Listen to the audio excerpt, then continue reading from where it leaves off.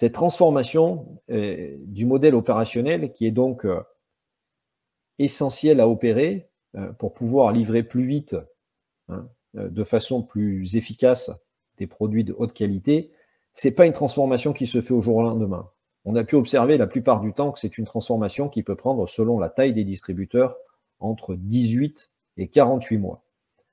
Pour mener cette transformation, il est important d'adopter une approche d'amélioration continue et d'avoir un élément qui permet de suivre, au fur et à mesure qu'on progresse, l'amélioration. L'amélioration en termes de maturité du modèle opérationnel, et puis aussi la résultante, c'est-à-dire l'amélioration en termes de performance. Et pour ça, la bonne pratique consiste à mettre en place une série d'indicateurs qui vont permettre de mesurer la maturité d'un côté, et de l'autre côté, de mesurer la performance. Par exemple, mesurer la maturité, ça peut être de dire, au sein de mes équipes, quelle est la quote-part de ressources qui sont techniques versus non techniques.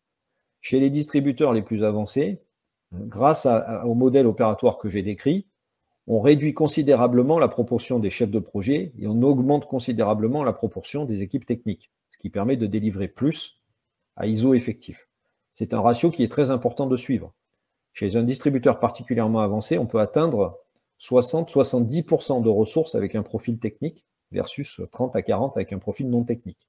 Ce qui est à peu près l'inverse de ce qu'on trouve chez les distributeurs traditionnels.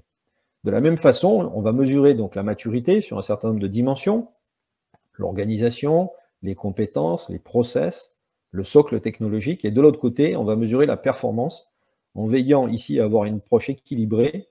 On va mesurer à la fois la création de valeur, la vitesse de delivery, la qualité, l'efficience, c'est-à-dire la productivité, et puis également, bien entendu, parce que c'est un fondamental, l'engagement des équipes, la motivation des équipes.